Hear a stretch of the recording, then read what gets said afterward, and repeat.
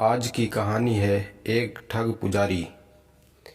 एक बार राजा कृष्णदेव राय के पास एक पुजारी आया। वह जानता था कि राजा बहुत दयालु एवं ज्ञानी है। वास्तव में वह राजा को ठगना चाहता था। अपने इसी उद्देश्य की पूर्ति हेतु वह राजा से बोला, महाराज, इस बार की सर्दी में बहुत अधिक ठंड बढ़ गई है। मैं विजयनगर को बुरी ताकतों से बचाने के लिए एक कठिन साधना करना चाहता हूँ। इसके लिए मैं प्रतिदिन सूर्योदय से पहले तुंगभद्रा नदी के ठंडे जल में खड़ा रहूँगा। सूर्योदय के बाद हवन करूँगा।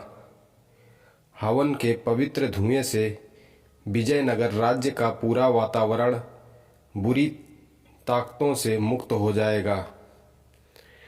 इस कार्य के लिए पुजारी ने 1000 स्वर्ण मुद्राओं की मांग की। राजा ने उसे मुहमागी राशि प्रदान कर दी। उसके अगले दिन ही पुजारी ने अपनी साधना शुरू कर दी। साधना के लिए वह प्रत्येक सुबह सूर्योदय से पहले तुंगभद्रा नदी के जल में खड़ा हो जाता। पानी वास्तव में बहुत ठंडा था। लोगों को आश्चर्य होता था कि आखिर पुजारी इतनी देर तक ठंडे पानी में खड़ा कैसे रह पाता है। इसलिए उसको देखने के लिए नदी के किनारे लोगों की भीड़ एकत्र हो जाती थी। एक दिन राजा के मन में स्वयं भी पुजारी की विचित्र साधना देखने की इच्छा जागृत हुई। अगली ही सुबह तेनालीराम को साथ लेकर उस पुजारी को देखने गए।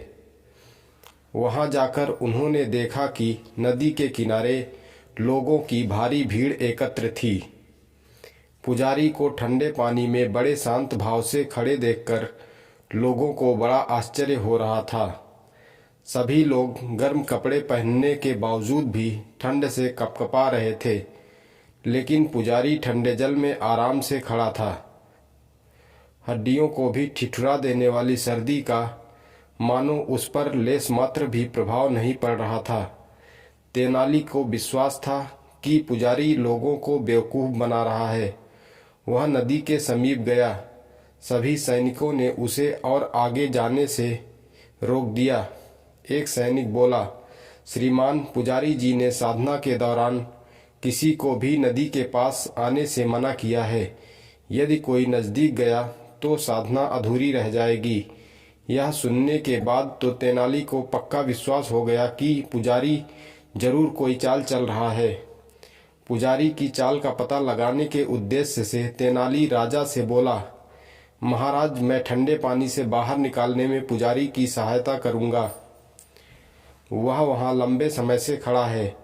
राजा ने अनुमति देते हुए कहा, ठीक है तेनाली, जाओ, उसे पानी से बाहर ले आओ। मैं भी उससे कुछ बात करना चाहता हूँ।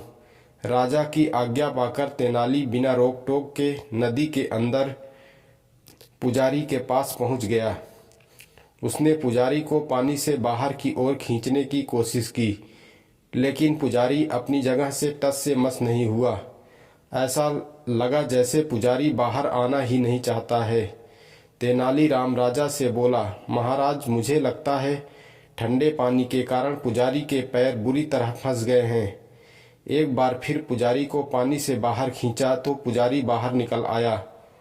वह राजा की सजा के डर से घबरा रहा था। जब वह नदी से बाहर निकला तो उसकी सफ़ेद धोती नीली हो गई थी। पुजारी की हालत देखकर राजा बोला, तेनालीराम, यह क्या है? बेचारे पुजारी को तो देखो, ठंड के कारण उसके पैर नीले पड़ गए हैं। तेनाली बोला, नहीं महाराज, यह ठंड के कारण नहीं हुआ।